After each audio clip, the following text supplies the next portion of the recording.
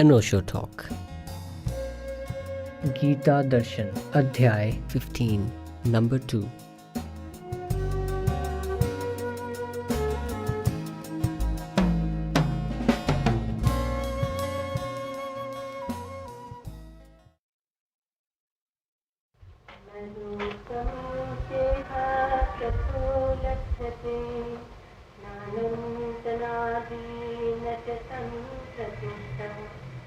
अश्वत्थमेनं सुविरोचमूलम् असङ्गशस्त्रेण दृढेन चित्वा ततः परिमार्जितव्यम् यस्मिन् गता न निवर्तन्ति भूयः तमेव चाद्यं पुरुषं प्रपद्ये यतः प्रबुद्धिः सतता पुराणी विज्ञानमोहा जितसङ्गदोषा अर्थात्मनित्या विनिरुक्तकामा द्वन्द्वै विमुक्ता सुखदुःखसज्ञे गच्छन्त्यमुधा पदमाश्रयम्। परंतु इस संसार वृक्ष का रूप जैसा कहा है वैसा यहाँ नहीं पाया जाता है, क्योंकि न तो इसका आदि है और न अंत है तथा न अच्छी प्रकार से स्थिति है।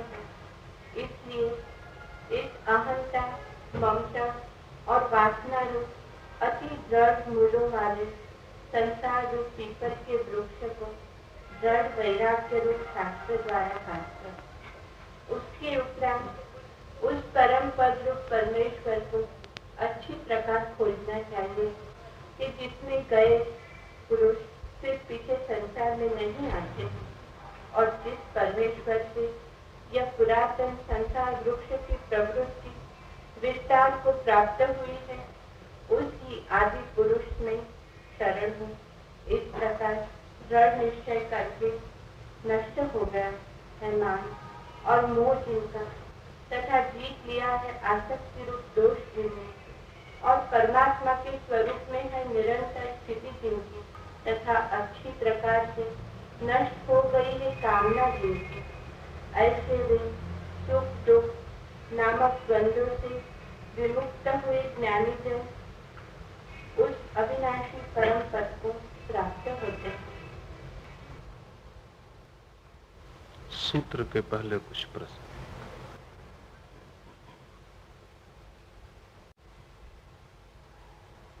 आपने कल माता और पिता के बारे में जो भी कहा वो बहुत प्रिय था। माता पिता बच्चों को प्रेम देते हैं, लेकिन बच्चे माँ पिता को प्रेम क्यों नहीं दे पाते हैं?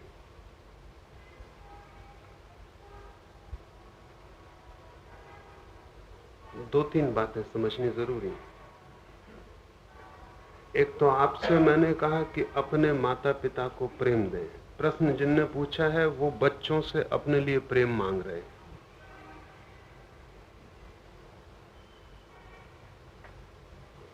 वहीं भूल हो गई। सभी माँ बाप बच्चों से प्रेम मांगते हैं। आपके माँ बाप ने भी आपसे मांगा होगा और आप नहीं दे पाए। आप भी अपने बच्चों से मांग रहे हैं और प्रेम पाने की संभावना बहुत कम है। आपके बच्चे भी अपने बच्चों से मांगेंगे। जो मैंने कहा था वो कहा था बच्चों के लिए, माँ बाप को प्रेम देने के लिए। माँ बाप बच्चों से प्रेम मांगे इसके लिए नहीं। और प्रेम कभी मांग के मिलता नहीं, और मांग के मिल भी जाए तो उसका कोई मूल्य नहीं। जहां मांग पैदा होती है वहीं प्रेम मर जाता है। दूसरी बात, माँ बाप का प्रेम बच्चे के प्रति स्वाभाविक, सहज, प्राकृतिक है। जैसे नदी नीचे की तरफ बहती है, ऐसा प्रेम भी नीचे की तरफ बहता है। बच्चे का प्रेम माँ बाप के प्रति बड़ी अस्वाभाविक, बड़ी साधनागत घटना है। वो जैसे पानी को ऊपर चढ़ाना हो। तो गुरजीएफ का जो सूत्र था वो ये था कि जो लोग अपने माँ बाप को प्रेम दे पाते हैं उन्हें ही मैं मनुष्य कहता हूं, क्योंकि अति कठिन बात है। सभी माँ बाप अपने बच्चों को प्रेम देते हैं, वो सहज बात है। उसके लिए मनुष्य होना भी जरूरी नहीं, पशु भी उतना करते हैं। माँ बाप से बच्चे की तरफ प्रेम का बहना नदी का नीचे उतरना है।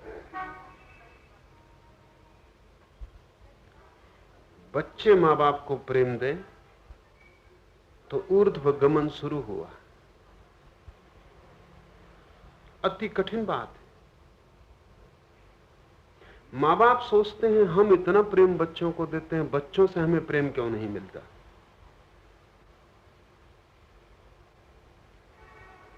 सीधी सी बात उनकी स्मृति में नहीं। उनका अपने माँ बाप के प्रति कैसा संबंध रहा, और अगर आप अपने माँ बाप को प्रेम नहीं दे पाए तो आपके बच्चे भी कैसे दे पाएंगे। और जैसा आप अपने बच्चों को दे रहे हैं, आपके बच्चे भी उनके बच्चों को देंगे, आपको क्यों देंगे। ये प्राकृतिक पशु में भी हो जाता है। इसलिए माँ बाप इसमें बहुत गौरव अनुभव न करें कि वो बच्चों को प्रेम करते हैं। ये सीधी स्वाभाविक प्राकृतिक घटना है। माँ बाप बच्चों को प्रेम न करें तो अप्राकृतिक घटना होगी। बच्चे माँ बाप को प्रेम करें तो अस्वाभाविक घटना घटती है, बहुत बहुमूल्य। क्योंकि वहां प्रेम प्रकृति के चक्र से मुक्त हो जाता है। वहां प्रेम सचेतन हो जाता है। इसलिए सभी प्राचीन संस्कृतियां माता पिता के लिए परम आदर का स्थापन करती हैं,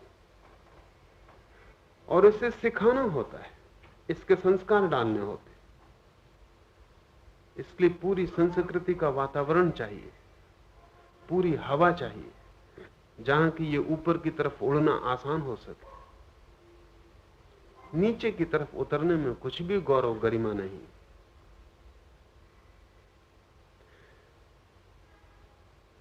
कठिन और भी है। जब एक बच्चा पैदा होता है तो बच्चा तो निर्दोष होता है, सरल होता है, और बड़ी बात है वही उसका गुण है जिसकी वजह से आपका प्रेम उसकी तरफ बहता है। असहाय होता है, हेल्पलेस होता है। असहाय को प्रेम देने में आपके अहंकार को बड़ी तृप्ति मिलती है। असहाय को बड़ा करने में आपको बड़ा रस आता है। फिर बच्चा निर्दोष होता है, उसको घृणा करने का तो कोई उपाय भी नहीं। उस पर कठोर होने में आपको मूढ़ता मालूम पड़ेगी। पर जैसे जैसे बच्चा बड़ा होता है वैसे वैसे आपका प्रेम सूखने लगता है, वैसे वैसे आप कठोर होने लगते हैं। जैसे जैसे बच्चा अपने पैरों पर खड़े होने लगता है वैसे वैसे आप और बच्चे के बीच खाई बढ़ने लगती, क्योंकि अब बच्चा असहाय नहीं, और अब बच्चे का भी अहंकार पैदा हो रहा है। अब बच्चा भी संघर्ष करेगा, प्रतिरोध करेगा, बगावत करेगा, लड़ेगा। अब उसकी जिद और उसका हट पैदा हो रहा है, उससे आपके अहंकार को चोट पहुंचना शुरू होगा। नवजात बच्चे को प्रेम करना बड़ा सरल है, लेकिन जैसे ही बच्चा बड़ा होना शुरू होता है प्रेम करना मुश्किल, कठिन होने लगता है। ठीक इससे उल्टी बात ख्याल में रखें कि बच्चे के लिए आपको प्रेम करना बहुत कठिन है, घृणा करना सरल है, क्योंकि आप शक्तिशाली हैं, और निर्बल हमेशा शक्तिशाली को घृणा करेगा। शक्तिशाली दया बता सकता है निर्बल के प्रति, लेकिन निर्बल को दया बताने का तो कोई उपाय नहीं। निर्बल शक्तिशाली को घृणा करेगा, बच्चा अनुभव करता है असहाय है और आप शक्तिशाली हैं। बच्चा अनुभव करता है वो परतंत्र है और सारी शक्ति, सारी परतंत्रता का जाल आपके हाथ में। जैसे ही बच्चे का अहंकार बड़ा होगा ही, क्योंकि वही गति है जीवन की। जैसे ही बच्चा सजग होगा और समझेगा मैं हूं, वैसे ही आपके साथ संघर्ष शुरू होगा। आप चाहेंगे आज्ञा माने और बच्चा चाहेगा कि आज्ञा तोड़े, क्योंकि आज्ञा मनवाने में आपके अहंकार की तृप्ति है और आज्ञा तोड़ने में उसके अहंकार की तृप्ति है। और बच्चे के मन में आपके लिए घृणा होगी और आपका प्रेम सिर्फ जालसाजी मालूम होगी, क्योंकि प्रेम के नाम पर आप बच्चे का शोषण कर रहे हैं, ऐसा बच्चे को प्रतीत होगा। और 100 में 90 मौके पर बच्चा गलती में भी नहीं, प्रेम के नाम पर यही हो रहा है। ये सारी घृणा बच्चे में इकट्ठी होगी। अगर बच्चा लड़का है तो पिता के प्रति घृणा इकट्ठी होगी, अगर लड़की है तो मां के प्रति घृणा इकट्ठी होगी। कोई बेटा अपने बाप को आदर नहीं कर पाता, आदर करना पड़ता है, मजबूरी है, लेकिन भीतर से बगावत करना चाहता। कोई लड़की अपने मां को प्रेम नहीं कर पाती, दिखलाती है, वो शिष्टाचार है, लेकिन भीतर ईर्ष्या, जलन और संघर्ष। इसलिए गुरुजीएफ की बात मूल्यवान है कि जो व्यक्ति अपने मां बाप को प्रेम कर पाए उसे ही मैं मनुष्य कहता हूं, क्योंकि बड़ी कठिन यात्रा है।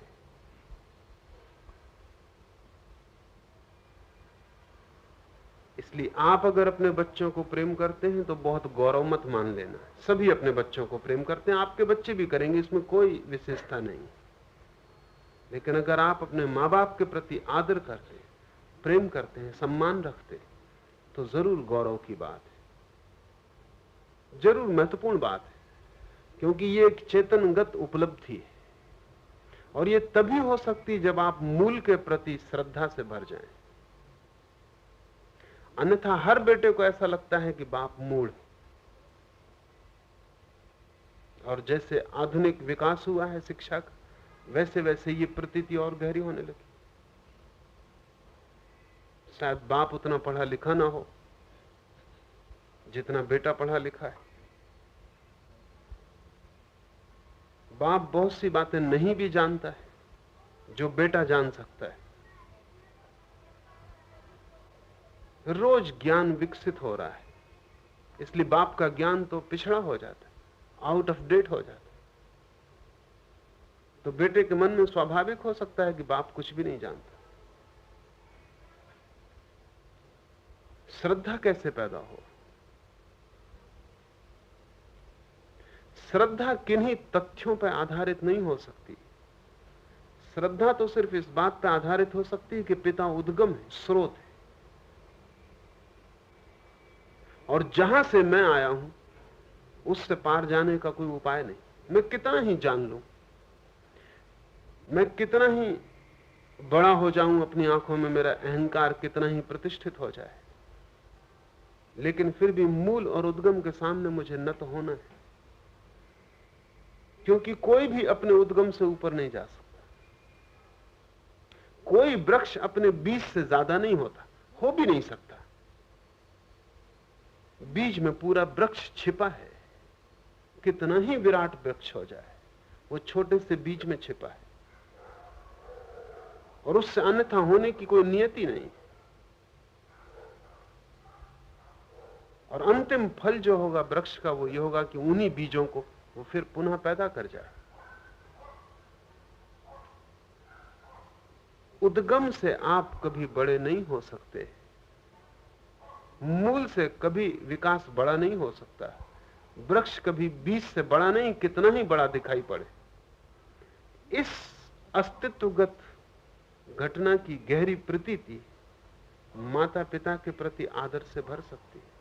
लेकिन आप माता पिता की तरह इसको मत सुनना, इसको बेटे और बेटी की तरह सुनना। ये आपके माता पिता के प्रति आपके श्रद्धा के लिए कह रहा हूं, ये जाके अपने घर में आप अपने बच्चों से श्रद्धा मत मांगने लगना, क्योंकि तब आप बात समझे ही नहीं, चूक ही गए।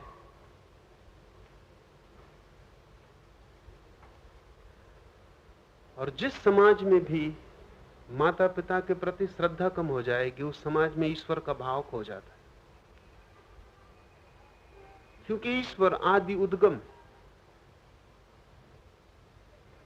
वो परम स्रोत है। अगर आप अपने बाप से आगे चले गए हैं, 30 साल में आपके बाप के बीच अगर 30 साल की उम्र का फासला है, आप इतने आगे चले गए बाप से, तो परम पिता से, परमेश्वर से तो आप बहुत आगे चले गए होंगे। अरबों खरबों वर्ष का फासला है। अगर परमात्मा मिल जाए तो वो बिल्कुल महाजड़, महामूढ़ मालूम पड़ेगा, जब पिता ही मूढ़ मालूम पड़ता है। अगर परमात्मा से आपका मिलन हो तो वो तो आपको मनुष्य भी मालूम नहीं पड़ेगा।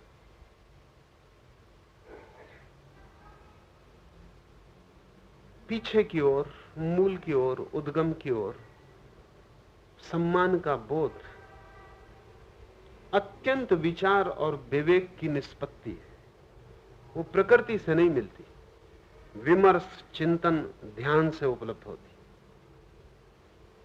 पर ध्यान रखना, जो भी मैं कह रहा हूं वो आपसे बेटे और बेटियों की तरह कह रहा हूं, पिता और माता की तरह नहीं।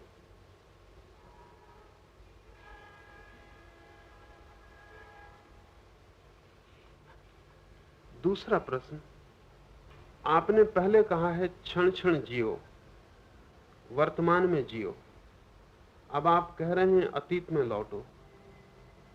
हम क्या करें?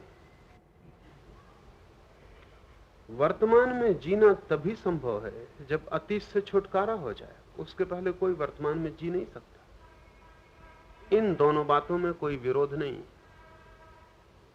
वर्तमान में वही जी सकता है जिसके मन पर अतीत का कोई बोझ नहीं।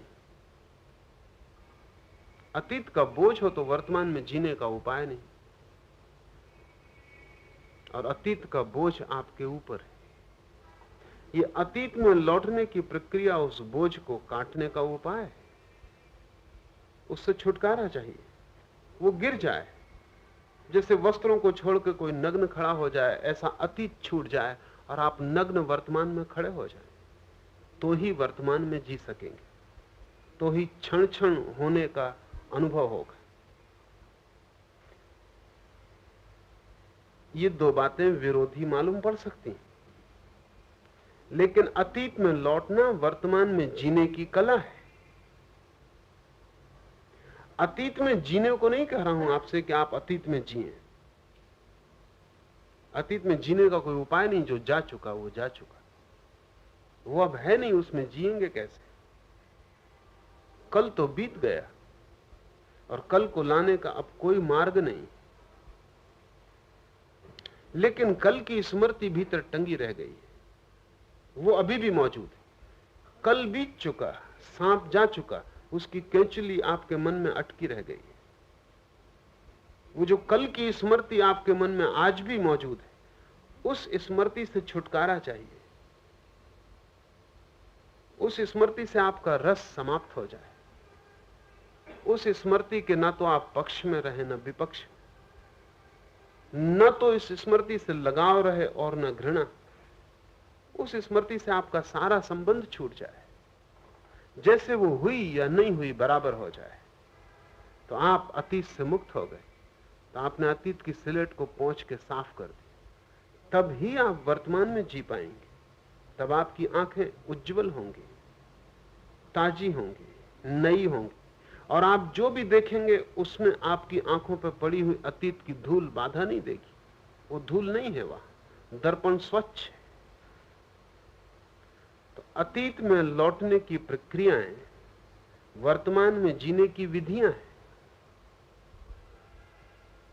और जो व्यक्ति अतीत में लौटने से डरता है, वो डरता ही इसलिए कि अतीत बहुत भारी है। अतीत का स्मरण ही उसको बेचैन और विचलित कर देता है। उसका अर्थ है कि मन में भीतर अतीत के घाव अभी हरे हैं। कैसे वर्तमान में जिएंगे? कल किसी ने आपको गाली दी थी, वो आदमी आपको आज फिर सड़क पर दिखाई पड़ गया है। आपकी आंखें खाली नहीं हैं, गाली से भरी। आपका मन खाली नहीं है, कल की गाली अभी भी अनुगूंज कर रही, अभी भी गूंज रही। और उस आदमी को देखते ही गाली फिर से सजग हो जाएगी। और इस आदमी को आप वैसा नहीं देखेंगे जैसा वो अभी, वैसा देखेंगे जैसा वो कल गाली देते समय था। और हो सकता है वो आदमी क्षमा मांगने आ रहा हो, और हो सकता है वो भूल ही चुका हो गाली को, हो सकता है उसने पश्चाताप कर लिया हो, अपने को दंड दे लिया हो। लेकिन ये नया आदमी आपको दिखाई नहीं पड़ेगा। आपके पास आंखें पुरानी, आप आज देख ही नहीं रहे, कल से देख रहे हैं। और हमारा सारा देखना ऐसा है, हमारा सारा सुनना ऐसा है। हम होते यहां हैं ना के बराबर। 99% अतीत बीच में खड़ा होता है, उसके कारण वर्तमान से वंचित हो जाता। तो जो कल मैंने आपको कहा अतीत में लौटने के प्रयोग, वो अतीत से छूटने के प्रयोग है। लौट के वहां टिक नहीं जाना है, लौट के वहां रुक नहीं जाना है। लौटना है सिर्फ इसलिए ताकि अतीत को आप सचेतन रूप से जी लें। इस बात को थोड़ा ख्याल से समझ लें। अतीत में आप रहे हैं, लेकिन तब आप अचेतन थे। कल इस आदमी ने गाली दी थी, तब आपके पास होश नहीं था। तब गाली इतने जोर से चोट की थी, आप इतने धुएं से भर गए थे, क्रोध इतना उबल आया था कि आप देख नहीं सके क्या हुआ। उस क्रोध के मूर्छा में आप सचेतन रूप से अनुभव से गुजर नहीं सके। लेकिन अब तो कल बीत गया, कल की गाली भी गई, आदमी भी गया, कल भी गया। अब आप बैठ के चुपचाप कल की घटना में फिर से उतर सकते हैं। और अब आप सचेतन रूप से कॉन्शियसली उतर सकते हैं। जो कल संभव नहीं हुआ वो आज संभव हो सकता है। और आप चकित हो जाएंगे, अगर आप होश पूर्वक कल की घटना में गए तो आप अचानक पाएंगे उस घटना का दंश समाप्त हो गया, उस घटना में कोई चोट ना रही, वो गाली में अब कोई कांटे ना रहे। और अगर ये स्मृति में हो सकता है तो इससे एक अनुभव मिलेगा कि अगर आप ये वस्तुतः भी कर सकें तो आपकी जिंदगी में कोई कांटे नहीं रह जाएंगे। तब कल फिर कोई गाली आपको देगा। जिंदगी के रास्ते पर बहुत कांटे हैं, और जब कल आपको दोबारा कोई गाली दे तो आपका ये सचेतन गाली में लौटने का अनुभव सहयोगी होगा। तब आप अतीत बनने ही मत देना, तब आप वहीं देख लेना, तब आप वहीं खड़े हो जाना शांत, और इस घटना को ऐसे ही देखना जैसे ये कोई स्मृति का एक खेल हो, वस्तुता न घटती हो, सिर्फ मन में एक कल्पना हो रही हो। तो फिर आपका अतीत निर्मित ही ना होगा। तो अतीत के साथ दो काम करने हैं। जो बंधा हुआ अतीत है, जिसको हम इस मुल्क में कर्म और संस्कार कहते रहे, उसकी निर्जरा करनी है, उसको झाड़ देना है। और दूसरा काम यह करना है कि अब आगे अतीत निर्मित ना हो पाए, तो रोज रोज झाड़ देना है। जैसे ही धूल पड़े उसी समय झाड़ देना। इकट्ठा करने का प्रयोजन भी क्या है? जिससे कल छूट ही जाना है उसे आज बांध लेने की जरूरत क्या है? और जो कल बोझ बन जाएगा उसे हम आज संग्रह क्यों करें? तो जो संग्रहित है उससे छूटना है, और जो संग्रहित हो सकता है उसको संग्रहित नहीं करना है। पिछले संस्कार को पहुंचना है, नए संस्कार को निर्मित नहीं होने देना है। तब आप दर्पण की तरह स्वच्छ हो जाएंगे। तब जगत आपको वैसा ही दिखाई पड़ेगा जैसा है। तब आप उसको बिगाड़ेंगे नहीं, तब आप उसमें जोड़ेंगे और घटाएंगे नहीं।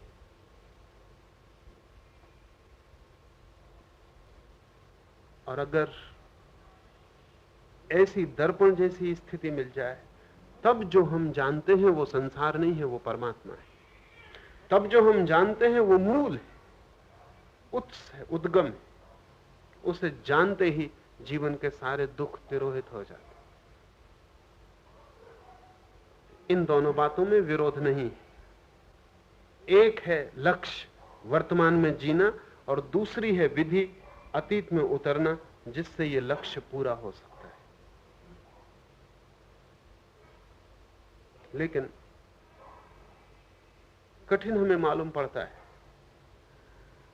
सुना है मैंने कि मुल्ला नसरुद्दीन को गाली देने की सहज आदत थी, अकारण भी, निर्जीव वस्तुओं को भी।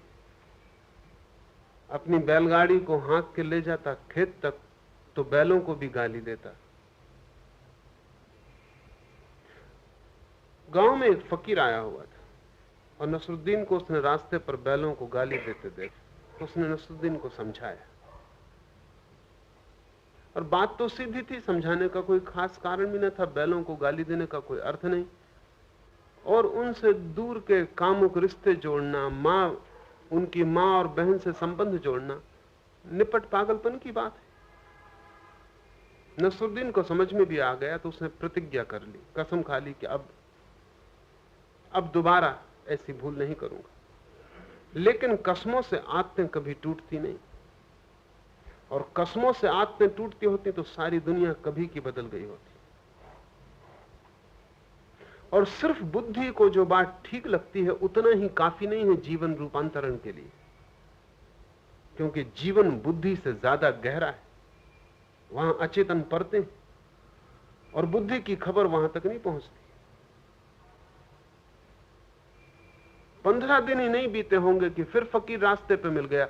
फकीर दिखाई पड़ा तो नसरुद्दीन उस वक्त बैलों को गाली दे रहा था और कोड़े मार रहा था। जैसे ही फकीर को देखा तो उसने फकीर को अनदेखा कर दिया और जोर से बैलों से कहा कि सुनो, अगर 15 दिन पहले की बात होती तो जो बातें मैंने कही वो मैं तुमसे कहता,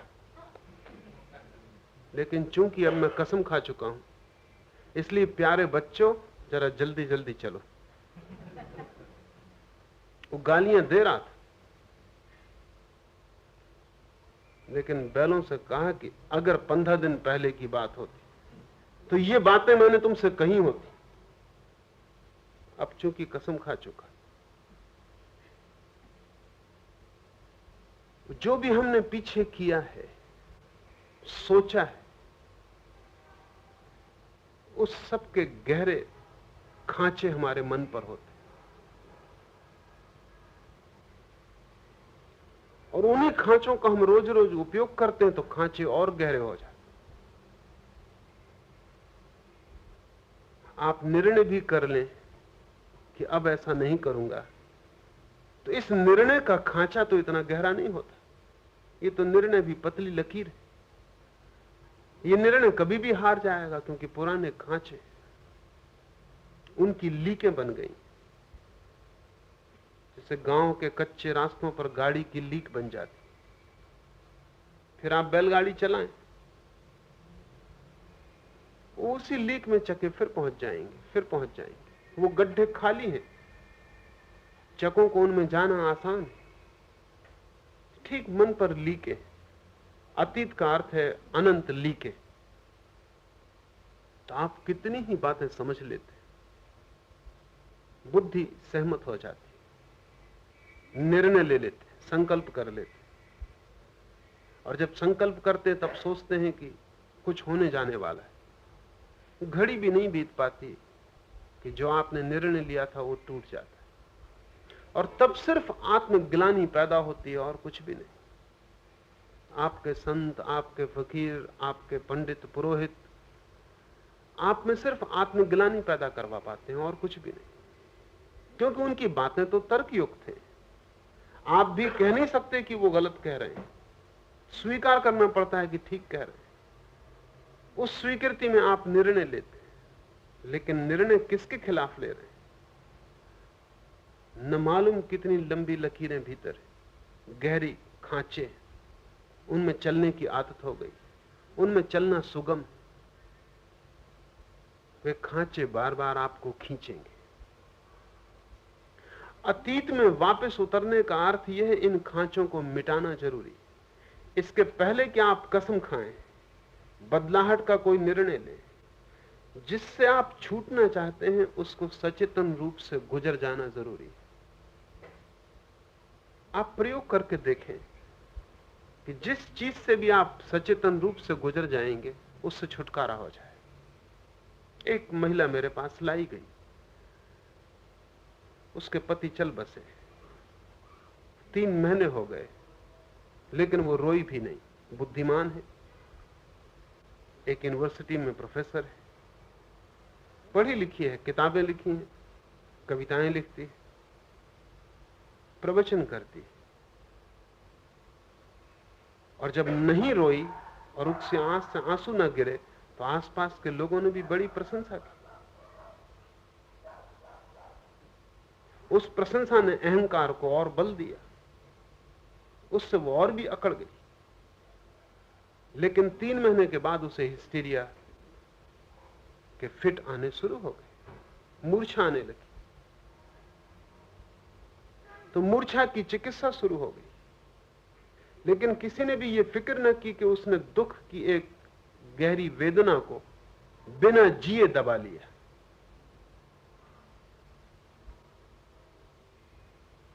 यह बिल्कुल स्वाभाविक था कि वो रो लेती, और समझदार लोग आसपास होते तो उसे रोने में सहायता पहुंचाते। यह उचित था कि घाव जी लिया जाता, वो नहीं हो पाया। भीतर रोना भरा रहा, आंसू निकलना चाहते थे, रोक लिए गए। उन सब का बोझ भारी हो गया, मन हल्का ना हो पाया। उस मन के बोझ का परिणाम होने ही वाला था कि कोई भी भयानक बीमारी पैदा हो जाए। उस स्त्री की पूरी बात सुन के मैंने उसे कहा कि कुछ और इलाज की जरूरत नहीं है, तू जी भर के रो ले। उसने कहा, लेकिन क्या फायदा रोने से? रोने से क्या मरा हुआ व्यक्ति मिलेगा? तो मैं भी नहीं कह रहा हूं कि रोने से मरा हुआ व्यक्ति मिलेगा। रोने से तू ठीक से जीवित हो सकेगी, मरा हुआ व्यक्ति तो नहीं मिलने वाला। लेकिन अगर नहीं रोई तो तू भी मरी हुई हो जाएगी। मरी हुई हो ही गई है, तेरा हृदय भी पत्थर जैसा हो जाए। और उसने कहा, बड़ा मुश्किल है। जिस क्षण पति मरे थे उस समय तो आसान था, अब तो समय भी काफी बीत चुका। उससे कहा, तुझे लौटना पड़ेगा, अतीत में वापस जाना पड़ेगा। तुझे उस दिन से फिर कहानी शुरू करनी पड़ेगी जिस दिन पति मरे। तो तू आंख बंद कर ले, और जिस क्षण पहला तुझे समाचार मिला पति के मरने, वहां से फिर से तू यात्रा शुरू कर। ये पीछे के जो दिन बीते इनको भूल जाओ, फिर से जी। वो मेरे सामने बैठी बैठी ही विकल हो गई, उसके हाथ पैर में कंपन आ गया, उसकी आंखें बंद हो गई, उसके जबड़े भिज गए, चीख और रोना शुरू हो गए।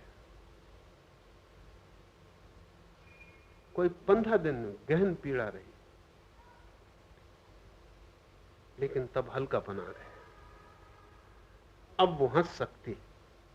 इस फर्क को आप समझ लें। रोने से सचेतन रूप से गुजरी तो अब हंस सकती। रोने को दबा लिया था तो हंसना तो दूर, हिस्टीरिया परिणाम था।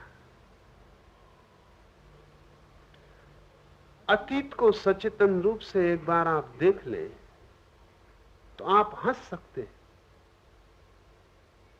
तब बोझ तिरोहित हो जाता है, और उसके बाद ही वर्तमान में जीना संभव है।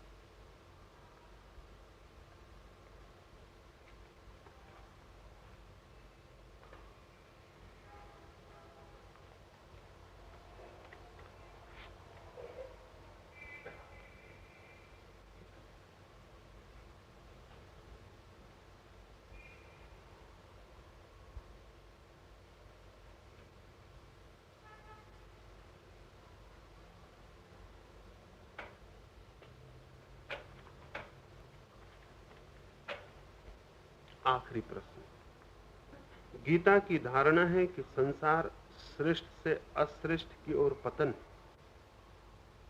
उसके अनुसार हिंदुओं की सतयुग से लेकर कलयुग के अवरोहण की धारणा भी सही लगती है, लेकिन ज्ञात इतिहास बताता है कि मनुष्य जाति नरमेध, दासता और दरिद्रता से निकलकर क्रमशः समृद्धि और स्वतंत्रता की ओर गतिमान रही है। इसमें तथ्य क्या है?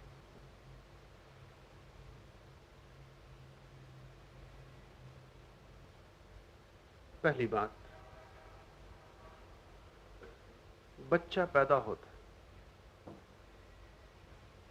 तब वो निर्दोष है, तब उसकी स्लेट कोरी, न उस पर बुरा है कुछ और ना अच्छा है। बच्चा साधु नहीं, निर्दोष है, असाधु भी नहीं। असाधु तो है ही नहीं, साधु होने का दोष भी अभी उसके ऊपर नहीं। अभी उसने हां और ना कुछ भी नहीं कहा, अभी उसने बुरा और अच्छा कुछ भी चुना नहीं, अभी निर्विकल्प है, अभी उसका कोई चुनाव नहीं, अभी चॉइसलेस। अभी उसे पता भी नहीं कि क्या अच्छा है और क्या बुरा है। अभी भेद पैदा नहीं हुआ, अभी बच्चा अभेद में जी रहा है। ये जो बच्चे की दशा है, यही दशा पूरे समाज की भी कभी रही। उसी को हिंदू सतयुग कहते हैं और ठीक मालूम होता है, वैज्ञानिक मालूम होता है, क्योंकि एक व्यक्ति की जीवन कथा जो है वही जीवन कथा सभी व्यक्तियों की जीवन कथा है। बच्चा निर्दोष पैदा होता है और बूढ़ा सब दोषों से भर के मरता है।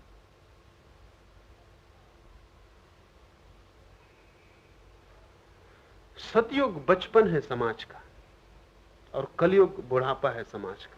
वो अंतिम घड़ी है जब सब तरह के रोग इकट्ठे कर लिए गए, जब सब तरह की बीमारियां संग्रहित हो गई, जब सब तरह के अनुभवों ने आदमी को चालाक और बेईमान बना दिया,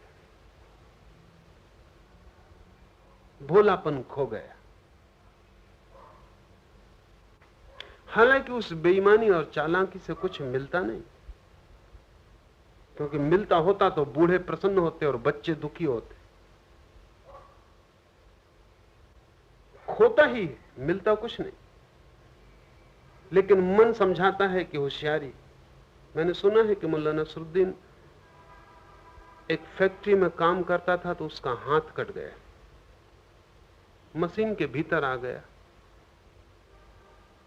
बायां हाथ और कट गया। महीनों के इलाज के बाद जब वो अस्पताल से वापस लौटा तो उसके मित्र उसे देखने आए और उन्होंने कहा कि नसरुद्दीन, परमात्मा को धन्यवाद दो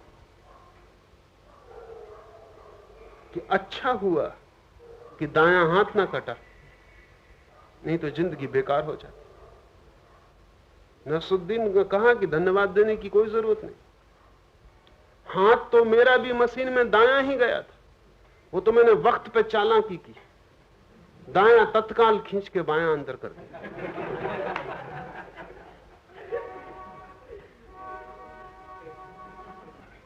वो जिसे हम आदमी की समझदारी कहते हैं वो इससे ज्यादा नहीं, क्योंकि फल क्या है? सारी बुद्धिमत्ता कहां ले जाती? हाथ में बचता क्या है?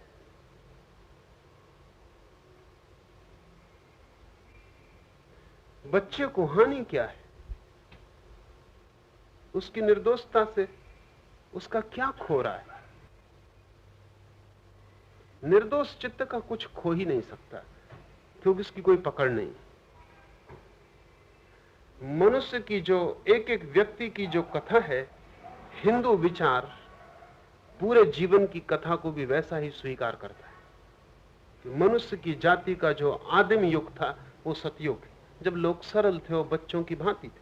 और ये बात सच मालूम पड़ती। आज भी आदिम जातियां हैं वो सरल हैं और बच्चों की भांति। फिर सभ्यता, समझ, गणित का विकास होता, हृदय खोता है और बुद्धि प्रबल होती, भाव क्षीण होते हैं, और हिसाब मजबूत होता है। कविता खो जाती और गणित ही गणित रह जाता। तो जैसा अमेरिका है, सब चीज गणित हो जाती, आंकड़े सब कुछ हो जाते, सबसे ऊपर कैलकुलेशन, हिसाब हो जाता, चालाकी। लेकिन हिंदू हिसाब से कलयुग है,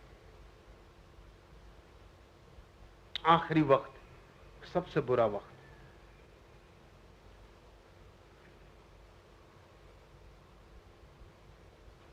इसे विकास कहें या इसे पतन कहें, बूढ़े को बच्चे का विकास कहें या बूढ़े को बचपन का खो जाना कहें, पतन कहें।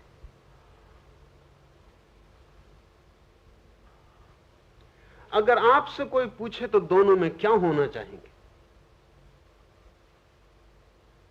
उससे निर्णय हो जाएगा, क्योंकि जो आप होना चाहेंगे वही पाने योग्य है, वही श्रेष्ठ है। जो आप न होना चाहेंगे वहीं कुछ भ्रांति, भूल, कहीं कुछ अंधकार है। कोई भी बूढ़ा नहीं होना चाहता और कोई भी सिर्फ गणित में नहीं जीना चाहता, क्योंकि जीवन के आनंद की कोई भी झलक मस्तिष्क में कभी नहीं उतरती। जीवन का आनंद, जीवन का नृत्य, जीवन की सुगंध तो हृदय ही अनुभव करता है। मस्तिष्क सब कुछ दे सकता है सिवाय आनंद को छोड़कर, और हृदय के साथ शायद सब कुछ खो जाएगा, सिर्फ आनंद बचेगा। लेकिन सब कुछ खो के भी आनंद बचाने जैसा है। तो जिसको हम वैज्ञानिक विकास कहते हैं, वो विज्ञान का विकास होगा। ज्यादा बड़ी मशीनें हमारे पास हैं, ज्यादा बड़े मकान हमारे पास हैं, लेकिन वो आनंद का विकास तो नहीं, क्योंकि उन बड़े मकानों में भी दुखी लोग रह रहे हैं। झोपड़ों में भी इतने दुखी लोग नहीं थे जितने बड़े मकानों में दुखी लोग रह रहे हैं। और जिनके पास कुछ भी न था, कोई औजार न थे, कोई शस्त्र साधन न थे, वे भी इससे ज्यादा आनंदित थे। और हमारे पास एटॉमिक मिसाइल, चांद पर पहुंचने के उपाय, लेकिन सुख का कोई कण भी नहीं। कैसे हम नापते हैं, ये सवाल है। अगर आप सिर्फ रुपयों के ढेर से नापते हैं कि आदमी का विकास हुआ कि पतन, तो विकास हुआ। अगर आप आदमी में देखते हैं और नापते हैं तो पतन हुआ। तो आपकी दृष्टि पर निर्भर करेगा क्या दृष्टिकोण, मापदंड क्या है, क्राइटेरियन क्या, नापते कैसे।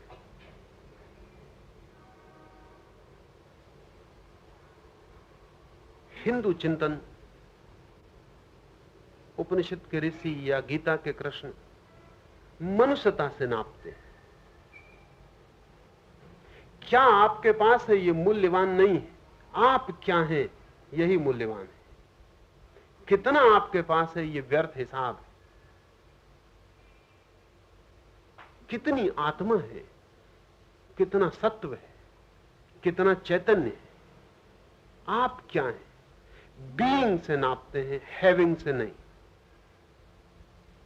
आपके बैंक बैलेंस से आपके होने का कोई नाता नहीं है।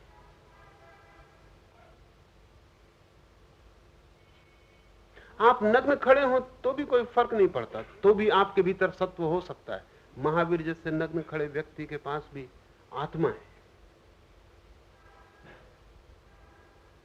सब कुछ है, बाहर से कुछ भी नहीं। कैसे नापते हैं। इस युग से ज्यादा दुखी कोई युग नहीं था, इस युग से ज्यादा विक्षिप्तता किसी युग में नहीं थी। फिर भी हम कहे चले जाते हैं संपन्न, फिर भी हम कहे चले जाते हैं वैभवशाली। सच है, बात तो सच है। इतनी संपन्नता भी कभी नहीं थी, इतनी विपन्नता भी कभी नहीं थी। पर दो अलग कोण है नापने के। एक कोण है जो धन से नापता है, पदार्थ से नापता है, और एक कोण है जो चेतना से नापता है। चेतना की दृष्टि से मनुष्य का पतन हुआ है परमात्मा से। इसलिए हम चेतना को फिर वापस उसी स्थिति में ले जाएं जहां से परमात्मा से हमारा संबंध छूटता है, फिर हमारी धारा वहीं गिरे तो वही परम निष्पत्ति होगी। लेकिन पदार्थ की दृष्टि से, साधन सामग्री की दृष्टि से हम रोज विकास कर रहे हैं। हम विकास कर रहे हैं ये कहना भी शायद ठीक नहीं है, क्योंकि मशीनें खुद ही विकास कर रही हैं। अब तो आदमी को उसमें हाथ बटाने की भी जरूरत नहीं, कंप्यूटर है वो विकास करते चले जाएंगे। और वैज्ञानिक कहते हैं इस सदी के पूरे होते होते हम ऐसी मशीनें पैदा कर लेंगे जो मशीनों को जन्म दे सके, अपने से बेहतर मशीनों को जन्म दे सके। वो बिल्ट इन हो जाएगा कि मशीन जब टूटने के करीब आए, मिटने के करीब आए, तो अपने से बेहतर मशीन को जन्म दे जाए। जैसा आप एक बच्चे को जन्म दे जाते, तब तो फिर आपकी बिल्कुल भी जरूरत नहीं होगी, तब मशीन विकसित होती रहेगी। आप अपने घर भी बैठे रहे जैसे थे वैसे रहे तो भी मशीन विकसित होती रहेगी। मशीन ही विकसित हो रही है। आदमी खो रहा है। इस हिसाब से पतन है। इसमें पूरा पूरब सहमत है। बुद्ध, लाओस से कृष्ण सब सहमत है। जीसस, मोहम्मद सब सहमत है। जरथुस्त्र, कन्फ्यूशियस सब सहमत है कि बचपन श्रेष्ठतम है शुद्धता की दृष्टि से। और इसलिए जब कोई व्यक्ति लाओस से कहता है पुनः बचपन को उपलब्ध हो जाता है, तब वो संत हो गया। वर्तुल पूरा हुआ, उद्गम से फिर मिलना हो गया। कृष्ण भी यही गीता में कह रहे हैं। अब हम सूत्र को लें।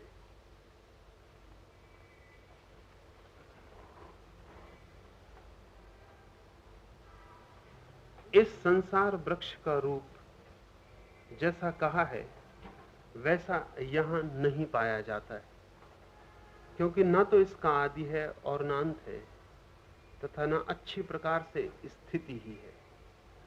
इसलिए इस अहंता, ममता और वासना रूप अति दृढ़ मूलों वाले संसार रूप पीपल के वृक्ष को दृढ़ वैराग्य रूप शस्त्र द्वारा काट कर ये जो उल्टे वृक्ष की कल्पना कृष्ण ने दी,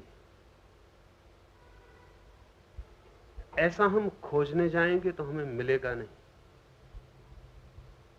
उसके कई कारण। पहला तो कारण यह कि हम उस वृक्ष की एक छोटी शाखा हैं, हम खोजने जा नहीं सकते। हम उस वृक्ष से दूर खड़े होकर देख नहीं सकते। हम उस वृक्ष के अंग हैं। इसलिए हम कैसे देख पाएंगे कि वृक्ष उल्टा खड़ा है, कि जड़ ऊपर है और पत्ते नीचे। हम पत्ते ही हैं या हम शाखाएं हैं, हम वृक्ष के अंग, उससे हम दूर नहीं हो सकते। इसलिए संसार के वृक्ष की ये उल्टी जो अवस्था है ध्यान की परम गुह्य स्थिति में ही दिखाई पड़ती, उसके पहले नहीं। क्यों? क्योंकि ध्यान की उस गुह्य स्थिति में आप वृक्ष के हिस्से नहीं रह जाते, आप संसार के हिस्से नहीं रह जाते। इसलिए सिर्फ समाधि में ही इस उल्टे वृक्ष का पूरा रूप दिखाई पड़ता है। ये समाधिस्थ चित्त की अनुभूति है। आप इसे समझ लें बुद्धि से उतना ही काफी है। आप इसे देख ना पाएंगे। वृक्ष विराट है। वैज्ञानिक कहते हैं इसका हम कोई और छोर नहीं उपलब्ध कर पाते। जितनी खोज बढ़ती है उतना ही ये वृक्ष विराट मालूम होता है। रोज नए तारे खोजे जाते हैं, नए सूरज खोजे जाते हैं। अब तक कोई 4 अरब सूरज खोजे जा चुके हैं। और कभी ऐसा लगता था कि एक सीमा आ जाएगी जब खोज समाप्त हो जाएगी, हम पहुंच जाएंगे अंतिम सीमा पर अब कोई सीमा नहीं मालूम होती। जितना आगे बढ़ते हैं नई खोज होती चली जाती। वृक्ष बहुत बड़ा मालूम होता है, विराट मालूम होता है, और हम उसके अंग। इसलिए दूर खड़े होकर हम देख नहीं पाते, देखने की कोई संभावना भी नहीं। फिर न तो इसका कोई आदि है और न अंत है। अगर इसका कोई प्रारंभ होता तो भी देखना आसान था, अगर कभी ये अंत होता तो भी देखना आसान था। ये एक अनंत श्रृंखला है। एक तरफ एक ग्रह उजड़ता है तो दूसरा ग्रह निर्मित हो जाता है। एक तरफ एक सूरज बुझता है तो दूसरे सूरज में प्राण आ जाते हैं। वैज्ञानिक सोचते हैं कि शायद 5000 वर्ष बाद हमारा सूरज ठंडा हो जाए, क्योंकि उसकी गर्मी रोज चुकती जाती। लेकिन कुछ दूसरे सूरज जो ठंडे पड़े हैं गर्म होते जा रहे हैं। जैसे हमारा सूरज ठंडा होगा, कोई सूरज दूसरा गर्म हो जाए। इस सूरज के ठंडे होते इस पृथ्वी से जीवन तिरोहित हो जाए, लेकिन किसी और पृथ्वी पर जीवन के अंकुरण शुरू हो जाएंगे। वैज्ञानिक हिसाब से कोई 50,000 पृथ्वियों पर जीवन अभी है, होना चाहिए।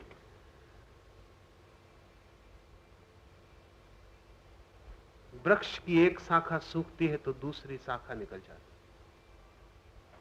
वृक्ष मुरझाए कि नए अंकुर आ जाते, पुराने पत्ते गिर भी नहीं पाते कि नए पत्ते प्रकट होने लगते। श्रृंखला अनंत है, इसलिए न पीछे खड़े होने का उपाय, न आगे खड़े होने का उपाय, न किनारे खड़े होने का उपाय, क्योंकि हम उसके हिस्से, हम श्रृंखला हैं। और इसलिए भी अच्छी प्रकार से नहीं समझा जा सकता, क्योंकि इसकी कोई ठीक स्थिति नहीं है। ये शब्द समझ लेने जैसा है। स्थिति केवल परमात्मा की है, संसार की केवल गति है, स्थिति नहीं।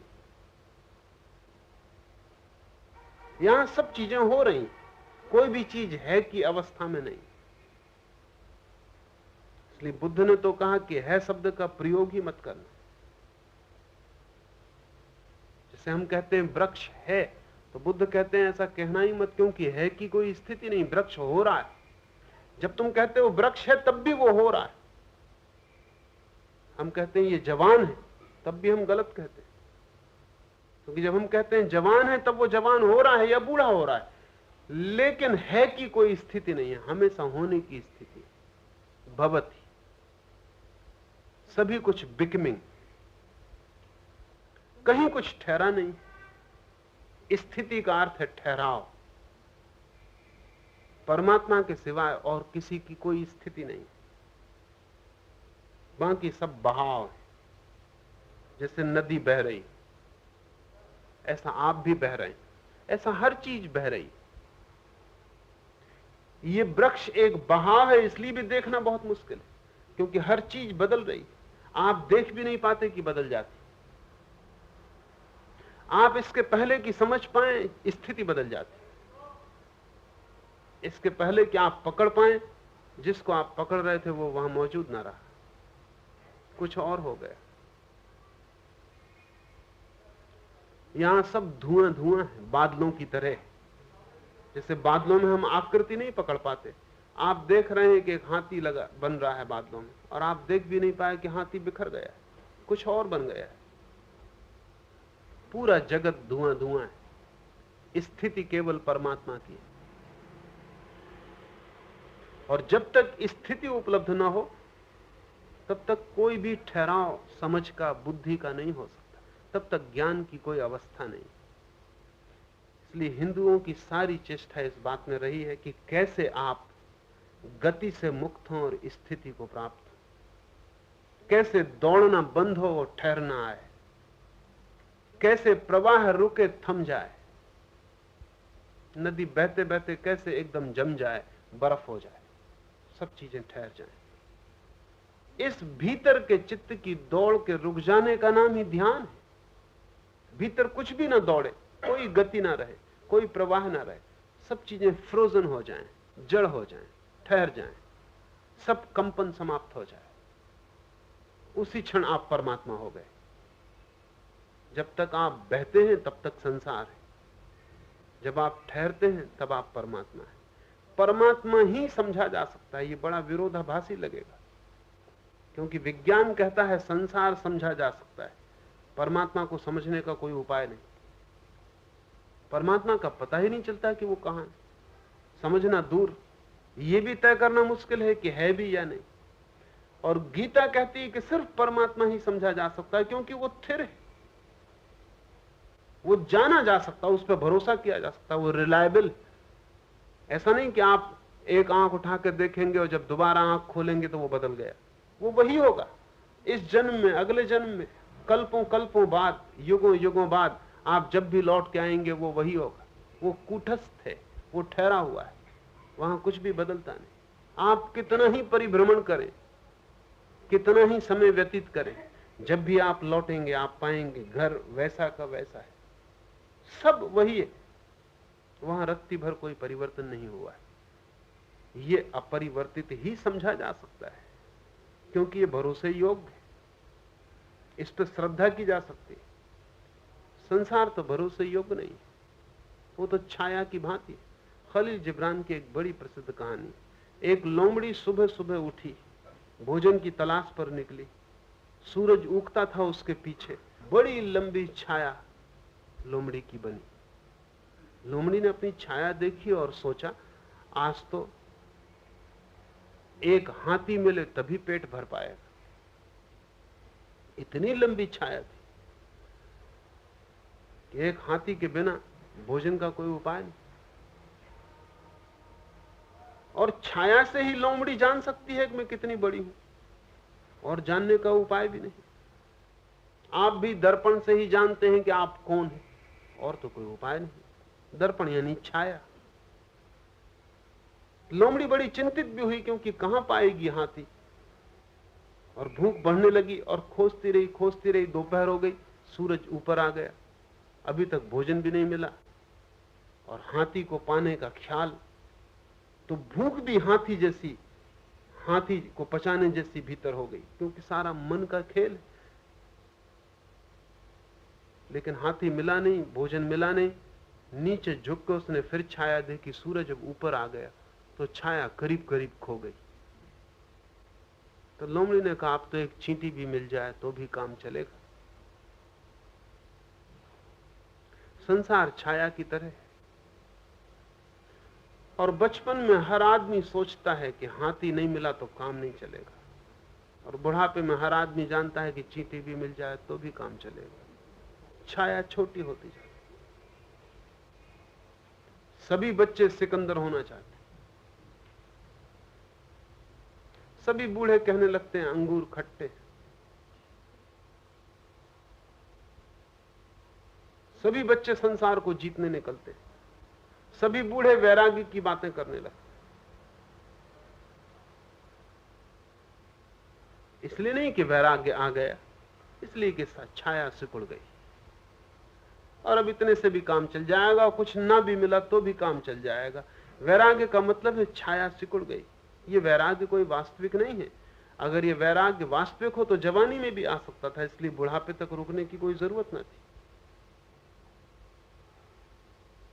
ये जो लोमड़ी का कहना है कि चींटी से भी काम चल जाएगा, ये कोई बुद्धिमत्ता नहीं है। अगर ये बुद्धिमत्ता होती तो सुबह भी छाया की भ्रांति में आने का कोई प्रयोजन न था, सिर्फ छाया सिकुड़ गई। इस संसार को समझने का ठीक ठीक उपाय नहीं है, क्योंकि प्रतिपल बदल रहा है, इसकी कोई स्थिति नहीं।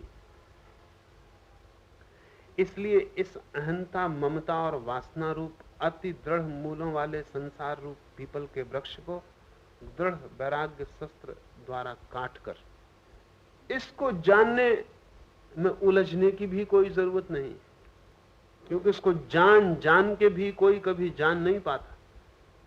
विज्ञान सोचता था इसी 100 वर्ष पहले कि जल्दी ऐसा दिन आ जाएगा जब हम सब जान लेंगे। अब वैज्ञानिक कहते हैं कि वो दिन कभी भी नहीं आएगा, क्योंकि जितना हम जानते हैं उतना पता चलता है कि और भी जानने को शेष है। जितना हम जानते हैं उतने ही अनजान तथ्य सामने आ जाते हैं, जिनको जानने की चुनौती मिल जाती। एक समस्या हल नहीं होती, 50 खड़ी हो जाती। उसको हल करने के कारण ही 50 समस्याएं उठाती, 50 प्रश्न उठाती। तो अब विज्ञान का भरोसा डगमगा गया है। अब विज्ञान भी मानता है कि कोई अंतिम ज्ञान उपलब्ध हो सकेगा, इसकी आशा नहीं। सब काम चलाऊ ज्ञान है। रिलेटिविटी का यही मतलब है कि सब ज्ञान काम चलाऊ। हम जितना जानते हैं उतने तक ठीक है, बाकी जितना हम और ज्यादा जानेंगे सब गड़बड़ हो जाएगा। परमात्मा ही जाना जा सकता है, उसकी स्थिति। इसलिए धर्म के अतिरिक्त ज्ञान का कोई भी द्वार नहीं। विज्ञान काम चलाऊ उपयोगिता का द्वार है, ज्ञान का नहीं। उससे जो भी हम जानते हैं वो करीब करीब सत्य है, अप्रोक्सीमेटली। लेकिन करीब करीब सत्य का कोई मतलब नहीं होता। करीब करीब सत्य का असत्य ही मतलब होता है। या तो कोई चीज सत्य होती है या नहीं होती। करीब करीब सत्य का कोई अर्थ नहीं होता।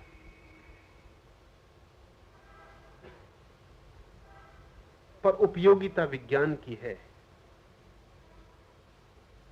ज्ञान धर्म के माध्यम से उपलब्ध होगा, और ज्ञान तभी उपलब्ध होगा जब हम स्थिति को उपलब्ध हो जाएं। अगर परमात्मा की स्थिति है और हमारी गति है तो मिलन नहीं हो सकता। समान समान का ही मिलन संभव है। जब हम भी स्थित होंगे तो उससे मिलन हो जाए। उस जैसे जब होंगे तब हमारा उससे मिलन हो जाए। ठहरते ही उस ठहरे हुए का अनुभव शुरू हो जाता। और ठहरने का एक ही उपाय है,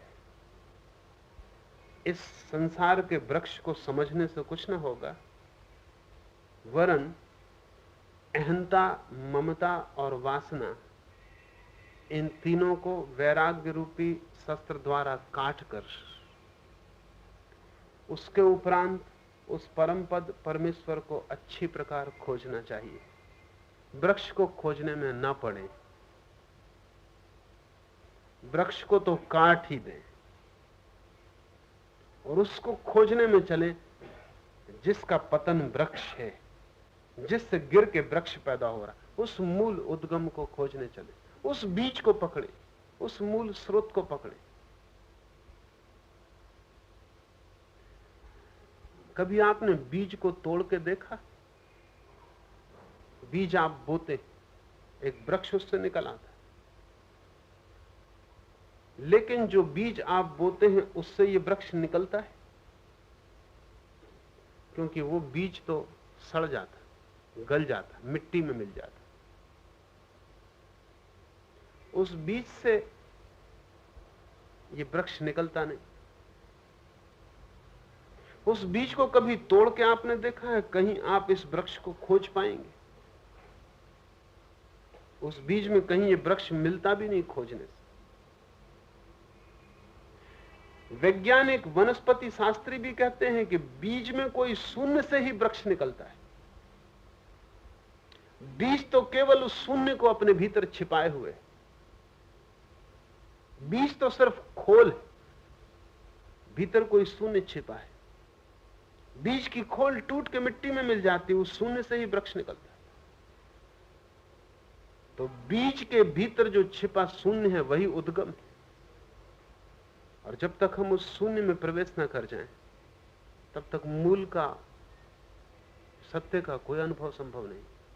इसलिए बुद्ध ने तो अपने सारे धर्म को शून्यता की छाया दे दी, शून्यता का रंग दे दिया, और कहा कि शून्य में प्रवेश कर जाओ तो ब्रह्म की उपलब्धि है, और कोई ब्रह्म नहीं। जो भी दिखाई पड़ता है वो खोल है। उस खोल के भीतर न दिखाई पड़ने वाला छिपा है। उस अदृश्य को जानने की दो बातें कृष्ण कह रहे हैं। पहले तो वैराग्य से अहंकार, ममता और वासना को काट डाले। वैराग्य का क्या मतलब है?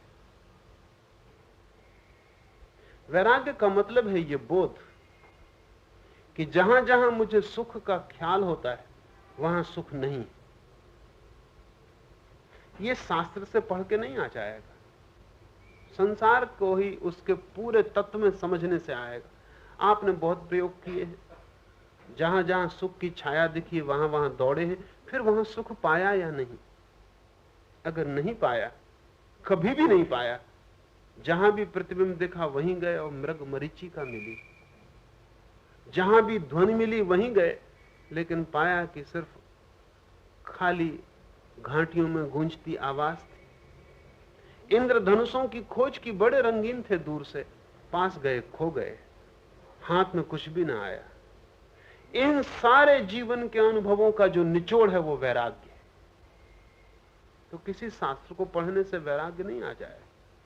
क्या आप भर्तहरि का वैराग्य शतक पढ़ लें और सोचें कि वैराग्य आ जाए? भर्तहरि को वैराग्य शतक का अनुभव आया गहन भोग से। भर्तहरि ने 2 किताबें लिखी, एक का नाम है श्रृंगार शतक, वो उसका पहला अनुभव है, संसार का अनुभव। तब उसने भोगा, उसने सब भूलें की जो कोई भी समझदार आदमी करेगा, जो कोई भी हिम्मती आदमी करेगा, उसने वे सब भूलें की। उसने अपने को भूलों से बचाया नहीं, क्योंकि भूलों से जो बचता है वो अनुभव से भी बच जाता है। वो संसार के सब गली कूचों में भटका, उसने संसार की सब पगडंडियां छान डाली, उसने बुरे और भले का भेद भी नहीं किया, जहां उसकी वासना ले गई गया, लेकिन होश सजग रखा और इस बात को जांचता रहा कि जहां जहां वासना ले जाती वहां कुछ मिलता है या नहीं। हर बार असफलता मिली, सुख कभी भी ना पाया,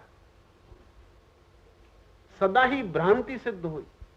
वासना ने जहां जहां मार्ग दिखाया वहीं वहीं व्यर्थता हाथ आई, वहीं वहीं विषाद मिला। हजारों वासनाओं के मार्गों पर चलकर जब एक ही अनुभव होता है निरपवाद रूप से, तो वैराग्य का जन्म होता है। वैराग्य वासना की असफलता का सतत अनुभव, उसका सार निचोड़ है।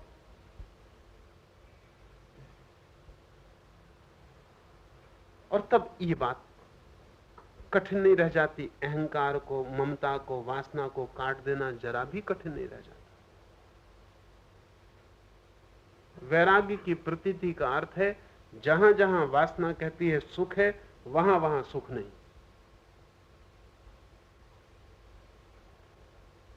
जहां जहां वासना कहती है सुख है, वहां वहां दुख है, और जहां जहां वासना कहती है दुख है, वहां वहां सुख है। वासना धोखा देती है, प्रवंचक है,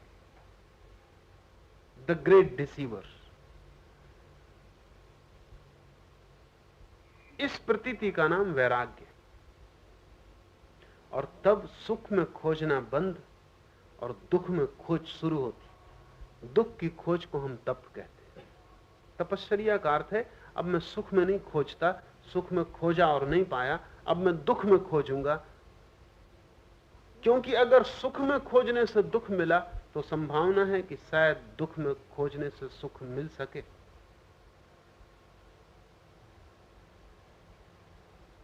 विपरीत यात्रा करूंगा।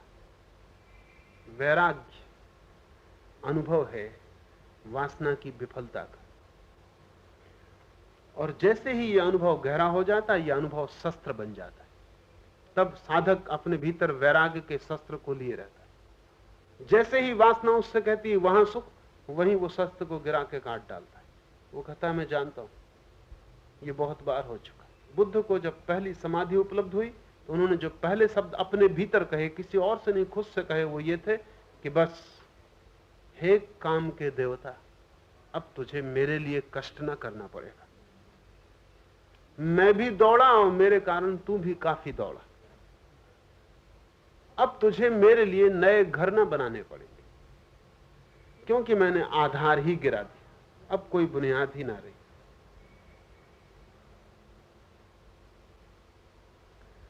वैराग्य के शस्त्र का अर्थ है भीतर एक सजगता। वासना जहां जहां धोखा देने लगे वहां वहां सजगता रुकावट बन जाए। वहां वहां हम पुनः स्मरण कर सके कि इस तरह की वासना में हम बार बार उतर चुके।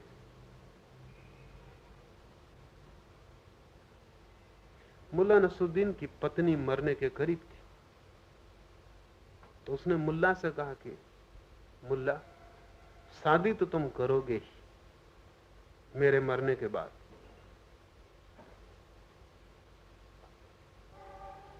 शादी तो तुम करोगे ही, ये निश्चित। नसरुद्दीन ने कहा जल्दी नहीं करूंगा, पहले कुछ दिन आराम करूंगा।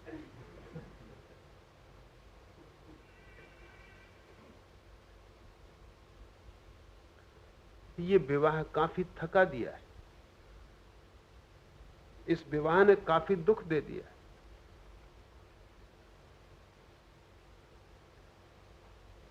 लेकिन इससे कोई वैराग्य उत्पन्न नहीं हुआ है। थोड़े दिन आराम करके वासना फिर सजग हो जाएगी, वासना फिर ताजी हो जाएगी। विश्राम के बाद वासना की मांग फिर खड़ी हो जाएगी।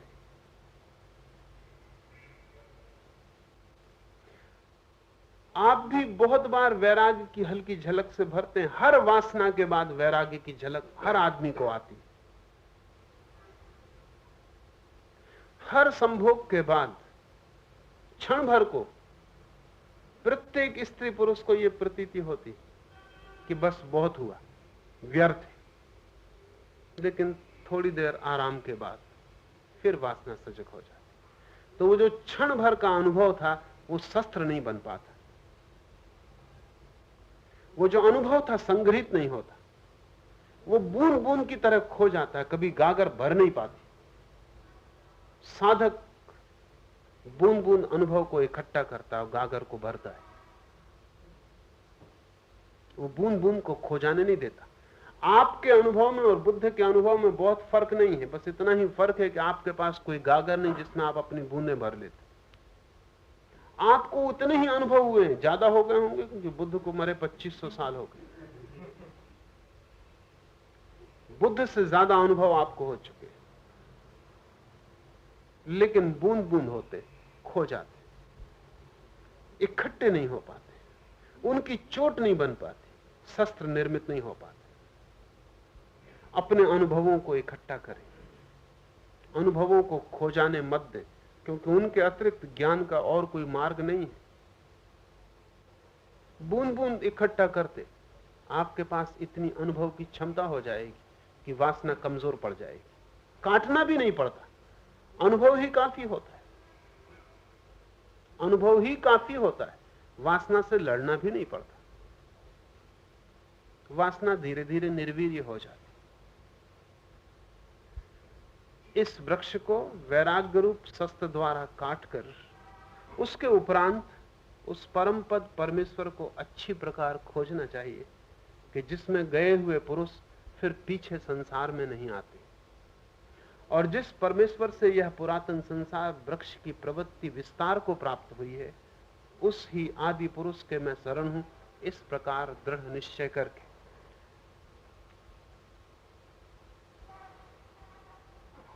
इस प्रक्रिया को थोड़ा सजगता से समझ लें। हम सब बार बार जन्मते, बार बार मरते, लेकिन हर मरण मूर्छा में और हर जन्म भी मूर्छा में। इसलिए आपको कुछ याद नहीं कि पहले भी आप थे।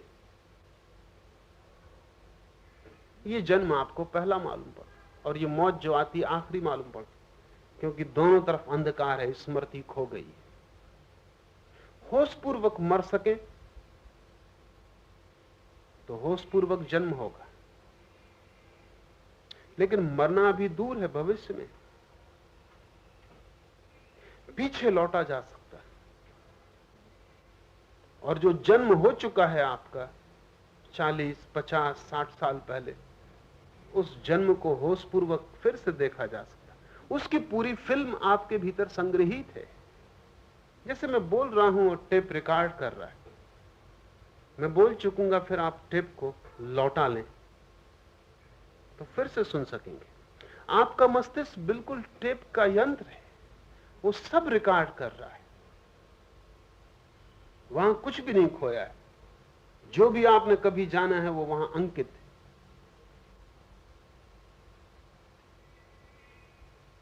आप पीछे इस रिकॉर्ड का उपयोग करना सीख जाएं, इसे लौटा के बजाना सीख जाएं, तो आप उन अनुभवों से फिर गुजर सकते हैं जिनसे आप बेहोशी में गुजर गए। आप पिछले जन्म में वापस जा सकते हैं और पिछले जन्म के पीछे मृत्यु में जा सकते हैं, और तब यात्रा का द्वार खुल जाता है। इस भांति जो व्यक्ति पीछे लौटता है होशपूर्वक, उसकी आगे के लिए भी होश की क्षमता निर्मित हो जाती। वो मरेगा लेकिन होशपूर्वक मरेगा, वो जन्मेगा लेकिन होशपूर्वक जन्मेगा, वो जिएगा लेकिन होशपूर्वक जिएगा। और जो व्यक्ति होशपूर्वक जीने लगा, संसार उसे नहीं बांध पाता। बांधती है हमारी मूर्छा।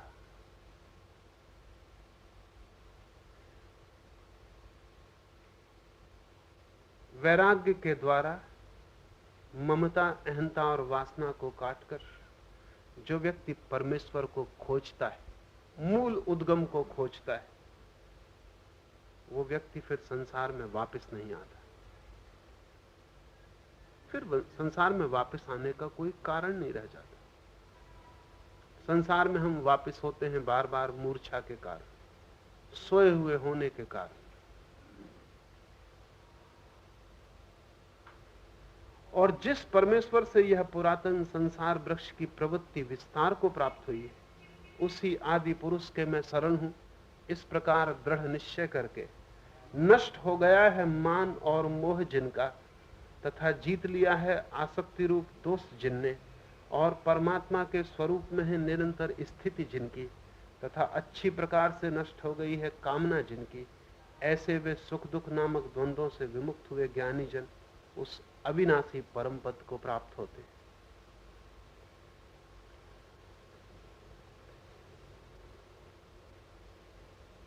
ये सूत्र कि मैं उस आदि पुरुष, उस आदि उद्गम के शरण हूं, बहुमूल्य।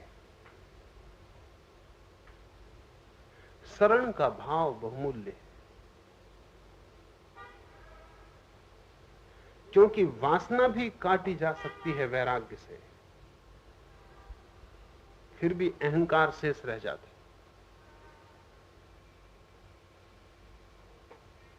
वासना तोड़ी जा सकती है वैराग्य से, लेकिन तब वैराग्य का अहंकार सघन हो जाता कि मैं विरागी हूं, कि मैं त्यागी हूं, कि मैंने इतना छोड़ा, कि मैंने वासना नष्ट कर दी। एक गहन अग्नि जलने लगती, अहंकार नए रूप ले लेता है, सूक्ष्म पर और भी प्रगाढ़। इसलिए कृष्ण एक शर्त जोड़ते हैं, वैराग्य के शस्त्र से काटकर मैं उस आदि पुरुष के शरण, ऐसा दृढ़ भाव करे।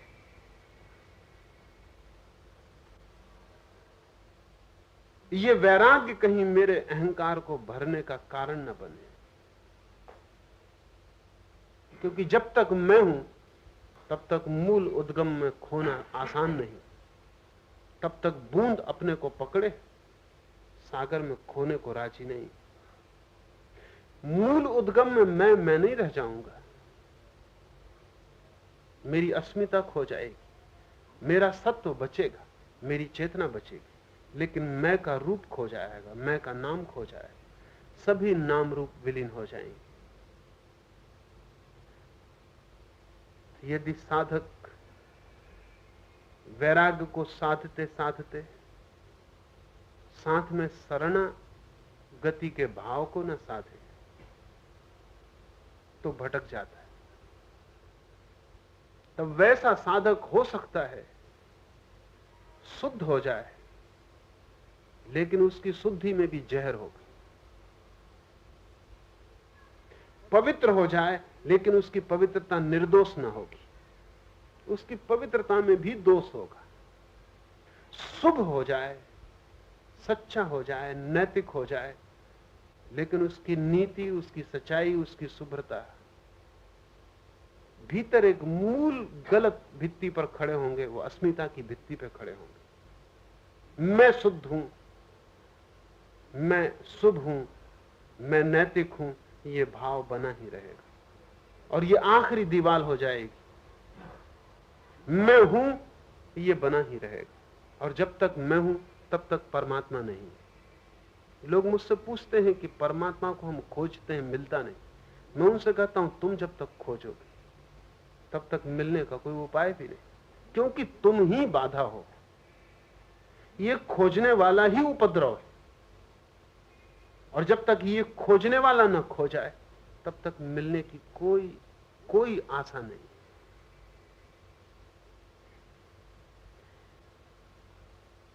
बुद्ध ने परमात्मा को अस्वीकार किया है और कहा कि कोई परमात्मा नहीं, लेकिन तब एक मुसीबत शुरू हुई। दार्शनिक रूप से कोई अड़चन नहीं परमात्मा को अस्वीकार करने में, लेकिन तब साधक में शरणागति का भाव कैसे पैदा करोगे? परमात्मा हो या ना हो यह मूल्यवान भी नहीं है, इसको सिद्ध करने की कोई जरूरत भी नहीं। बुद्ध ने कह दिया कि नहीं कोई परमात्मा है, लेकिन तब एक अड़चन शुरू हुई, और वो अड़चन ये थी कि शरणागति कैसे होगी, व्यक्ति अपने अहंकार को कैसे खोएगा। तो उसके लिए नए सूत्र खोजने पड़े। वो नए सूत्र फिर वही के वही हो गए, उससे कोई फर्क ना पड़ा। तो बुद्ध भिक्षु कहता है बुद्धम शरणम गच्छामि, संघम शरणम गच्छामि, धम्मम शरणम गच्छामि। पर शरणम गच्छामि उससे बचने का कोई उपाय नहीं। बुद्ध कहते हैं कोई भगवान नहीं, लेकिन बुद्ध के साधक को बुद्ध को ही भगवान कहना पड़ता। और बुद्ध भी इंकार नहीं करते कि मुझे भगवान मत कहो, क्योंकि बुद्ध को एक अड़चन साफ दिखाई पड़ती। बुद्ध कह सकते हैं मुझे भगवान मत कहो, क्योंकि बुद्ध को कोई रस आता होगा किसी के भगवान कहने से। यह धारणा ही मूढ़तापूर्ण। फिर बुद्ध इंकार क्यों नहीं कर देते? और जब कोई बुद्ध के सामने आके कहता है बुद्धम शरणम गच्छामि, हे बुद्ध तुम्हारी शरण जाता हूं, तब वो क्यों नहीं कहते कि मैं कोई भगवान नहीं हूं, मेरी शरण क्यों जाते? कारण बुद्ध को कोई रस नहीं है, कोई भगवान कहे ना कहे, लेकिन ये जो जा रहा है शरण, इसके शरण जाने का कोई मार्ग खोजना पड़े। और परमात्मा को इंकार कर दिया है, तो परमात्मा को जिस झंझट से छुटकारा दिला दिया, उसी झंझट में खुद को बैठ जाना पड़ा। वो परमात्मा की जगह खाली कर दी, और कोई चाहिए जिसकी शरण जा सके। लेकिन बुद्ध तो कल मर जाएंगे, परमात्मा तो कभी नहीं मरता, बुद्ध कल मर जाएंगे। फिर क्या होगा? फिर किसकी शरण जाएंगे? क्योंकि लोग पूछेंगे बुद्ध अब कहां है? अगर कहते हो आकाश में है तो फिर परमात्मा बन गया। अगर कहते हो कहीं भी बुद्ध है और वहां से सहायता करेंगे तो परमात्मा बन गया। तो संघम शरणम गच्छामि, इसलिए दूसरा सूत्र जोड़ना पड़ा कि ये जो भिक्षुओं का संघ है, साधकों का, सिद्धों का, इसकी शरण जाओ, ये रहेगा। लेकिन ये भी जरूरी नहीं कि सदा हो। हिंदुस्तान से खो गए, बुद्धों का कोई संघ ना रहा, तो किसकी शरण जाओ? तो बुद्ध को तीसरा सूत्र खोजना पड़ा, धम्मम शरणम गच्छामि, धर्म की शरण जाओ, धर्म सदा रहेगा। लेकिन क्या फर्क पड़ता है? शरण जाना ही पड़ेगा, क्योंकि शरण जाए बिना साधक का अहंकार नहीं खोता है। इसलिए पतंजलि ने अनूठी बात कही है, और वो ये कि परमात्मा स्वयं को खोने की एक विधि है। परमात्मा है या नहीं ये सवाल ही नहीं, ये परमात्मा तो सिर्फ एक तरकीब है खुद को खोने की। इस दार्शनिक विवेचन का कोई भी मूल्य नहीं है हिंदुओं के लिए कि ईश्वर है या नहीं। ईसाइयों ने बड़ी मेहनत की ईश्वर को सिद्ध करने की कि वो है, मगर उनकी मेहनत से कुछ सिद्ध नहीं होता, क्योंकि जिन दलीलों से सिद्ध करो वो दलीलें काटी जाती हैं, कट जाती हैं। उनमें कोई बड़ी दलील ऐसी नहीं जो ना काटी जा सके। हिंदुओं ने कभी कोशिश नहीं की ईश्वर को सिद्ध करने की, क्योंकि वो कहते हैं ये तो सिर्फ एक ट्रिक, ये तो सिर्फ एक युक्ति, ये तो सिर्फ एक उपाय है कि तुम शरण जा सको। इसलिए जब पहली दफा ईसाई भारत आए या इस्लाम भारत आया तो उनको बड़ी हैरानी हुई कि हिंदू भी कैसे मूढ़ है। कोई पत्थर को रख के पूज रहा है, कोई झाड़ को पूज रहा है, कोई नदी को पूज रहा है। पत्थर कोई मूर्ति भी नहीं है, ऐसी अनगढ़ पत्थर पर सिंदूर पोत दिया हो उसको पूज रहे हैं, हनुमान जी। बहुत अजीब लगा उनको कि ये सब क्या हो रहा है। लेकिन उन्हें पता नहीं कि हिंदुओं ने बड़े गहन तत्व को खोज लिया। वो ये कहते हैं इससे फर्क ही नहीं पड़ता कि तुम किसको पूज रहे हो, तुम पूज रहे हो ये सवाल। तुम कहां झुक रहे हो ये बेईमानी है, तुम झुक रहे हो बस इतना काफी। तो तुम पीपल के वृक्ष के सामने झुक जाओ, ये तो बहाना है। ये पीपल का वृक्ष बहाना है, परमात्मा भी बहाना है या नहीं इससे हमें कोई प्रयोजन भी नहीं।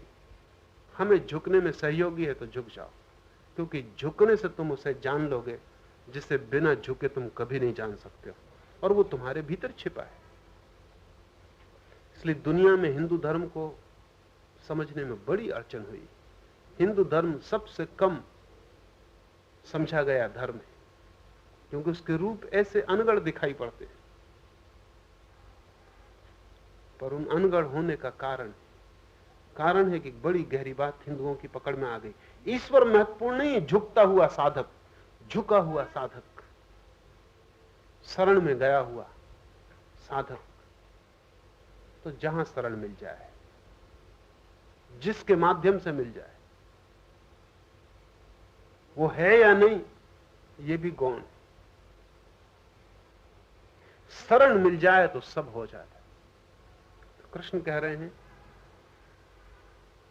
उस आदि पुरुष के मैं शरण हूं, इस प्रकार दृढ़ निश्चय करके नष्ट हो गया है मान और मोह जिसका। स्वाभाविक, जो भी शरण जाएगा उसका मान और मोह नष्ट हो जाएगा, और जो शरण नहीं गया उसका मान और मोह कभी नष्ट नहीं होता। इसलिए मैं कई दफा चकित होता हूं, जैन या बौद्ध भिक्षु गहन मान से भर जाते। जैनों को तो शरण जाने का और भी उपाय नहीं, बौद्धों ने तो बुद्ध को ही शरण जाने का उपाय बना लिया। महावीर ने कहा अशरण रहो, किसी की शरण मत जाओ। बात में कुछ गलती नहीं है। अगर अशरण रह के भी निरहंकारी हो सको तो इससे बड़ी और कोई बात नहीं, फिर जरूरत ही नहीं शरण जाने की। लेकिन कौन रह सकेगा बिना शरण जाए निरहंकारी? कभी करोड़ में एक आध कोई व्यक्ति जो शरण न गया हो और निरहंकारी हो जाए। शरण जा जाके भी अहंकार नहीं मिटता, झुक झुक के भी नहीं झुकता, तो बिना झुके बहुत कठिन। महावीर का झुक गया होगा, महावीर के पीछे चलने वालों को मुश्किल खड़ी, वो झुक नहीं पाता। इसलिए जैन साधु बड़ी साधना करता है, वैसी साधना संभवतः दुनिया में कोई भी धर्म का साधु नहीं करता। उसकी साधना प्रगाढ़, लेकिन उसका अहंकार भी उतना ही प्रगाढ़ है। इसलिए जैन साधु जिस अकड़ से चलता है, वैसी अकड़ की हम सूफी फकीर में कल्पना भी नहीं कर सकते। सूफी फकीर तो सोच के चकित ही हो जाएगा कि क्या कर रहे हो तुम, इतनी अकड़। जैन साधु किसी को नमस्कार नहीं कर सकता, क्योंकि कोई है ही नहीं जिसकी शरण जाना।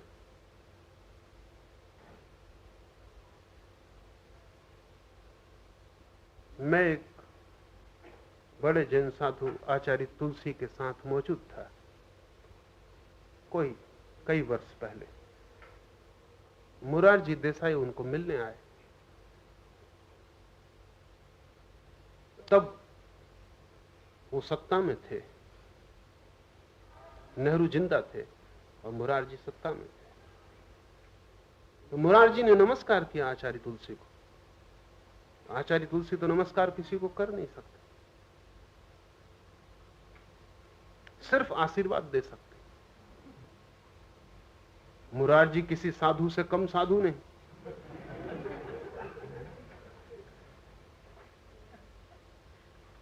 कोई जैन साधु उतना अहंकारी नहीं हो सकता, वो भी पक्के नैतिक पुरुष, बिल्कुल पत्थर की तरह। चोट तत्काल लग गई, और जो पहला सवाल उन्होंने पूछा वो ये कि मैंने हाथ जोड़ के नमस्कार किए, आपने हाथ जोड़ के जवाब क्यों नहीं दिया? और आप ऊपर क्यों बैठे हो, मुझे नीचे क्यों बिठाया? दोनों साधु पुरुष हैं। और बड़ी अड़चन खड़ी हो गई और 10-20 विद्वान सारे मुल्क से बुलाए गए थे गोष्ठी के लिए। उसी में मुझे भी निमंत्रित किया था उन्होंने। मैं समझा कि गोष्ठी तो समाप्त हो गई, क्योंकि वो कैसे चलेगी? ये तो बहुत, ये पहले ही प्रश्न मुरारजी ने कहा, जब तक इसका जवाब न मिले आगे कुछ बात करने का प्रयोजन नहीं।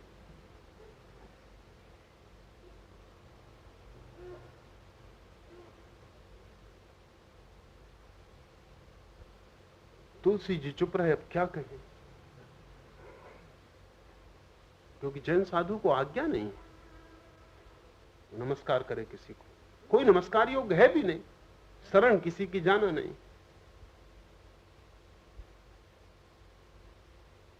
मैंने कहा कि अगर ये नियम है तो दूसरे को भी नमस्कार करने से रोकना चाहिए। जैसे कोई दूसरा नमस्कार करे, कहना चाहिए रुको, उसकी नमस्कार ले लेना और फिर अपनी तरफ से नमस्कार न देने का नियम जरा बेईमानी। या उसको कहना चाहिए कि सावधान, आप करो, आपकी मर्जी, हम लौटाएंगे।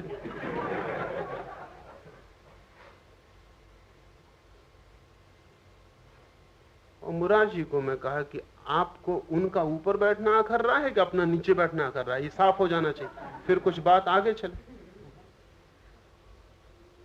क्योंकि ऊपर तो एक छिपकली भी चल रही थी, उससे आपको कोई ऐतराज नहीं।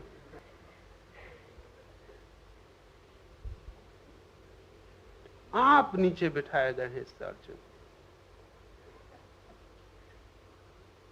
अगर आपको भी ऊपर बिठाया गया होता तो कोई अड़चन न थी।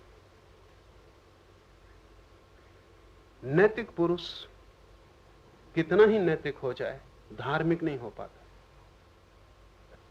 मुरारजी की नैतिकता में संदेह नहीं, आचार्य तुलसी की नैतिकता में कोई संदेह नहीं। दोनों साधु पुरुष हैं, पर अहंकार सघन। और जब साधु का अहंकार सघन हो तो असाधु से भी खतरनाक होता है, तो उसको झुकाया नहीं जा सकता। असाधु तो थोड़ा डरता भी कि मैं असाधु, साधु डरता ही नहीं, उसको झुकाएंगे कैसे? असाधु तो खुद अपने डर के कारण झुका रहता है। साधु की अकड़ तो सख्त है, वो टूट जाए, झुक नहीं सकता। लेकिन हिंदुओं ने मौलिक तत्व को पकड़ लिया है कि कहीं से भी झुक ना आ सके और किसी भी तरह शरण जाने का भाव पैदा हो सके, तो वही परम साधना है। स्वभावतः मान और मोह नष्ट हो जाएगा, और जैसे जैसे मान मोह आसक्ति नष्ट होते हैं, वैसे वैसे परमात्मा के स्वरूप में स्थिति बनने लगेगी। क्योंकि यही हिलाते हैं, इनकी वजह से कंपन होता है, इनकी वजह से बेचैनी और अशांति होती, इनकी वजह से गति होती। परमात्मा में जिसकी स्थिति बनने लगती है, सुख दुख नामक द्वंद्वों से विमुक्त हुए ज्ञानी जन उस अविनाशी पद को, परम पद को प्राप्त होते हैं। वो परम पद छिपा है भीतर। जैसे ही हमारा हिलन डुलन बंद हो जाता, कंपन शांत हो जाती, ज्योति स्थिर हो जाती, वो परम पद हमें उपलब्ध हो जाता, जो सदा से हमारा है, जो सदा से हमारा रहा है। हम उसके प्रति प्रतिभिज्ञा से भर जाते, हम पहचान जाते कि हम कौन हैं। मैं के मिटते ही मैं कौन हूं इसकी पहचान आ जाती। आज इतना ही।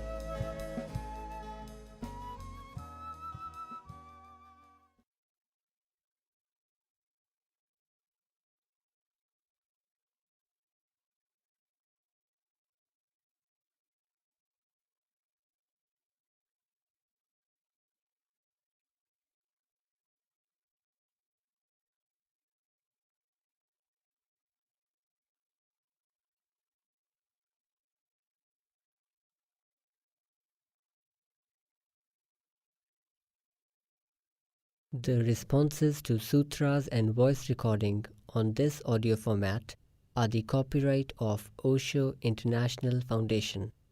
Copyright dates 1953 through 2003. All rights reserved. Reproduction in any media is prohibited. सूत्रों पर दिए गए संबोधन और ऑडियो माध्यम में मुद्रित आवाज़ पर ओशो इंटरनेशनल फाउंडेशन के कॉपीराइट हैं। कॉपीराइट 1953 से 2003, सर्वाधिकार सुरक्षित। किसी भी माध्यम में रिप्रोडक्शन अर्थात पुनर्निर्माण निषिद्ध है।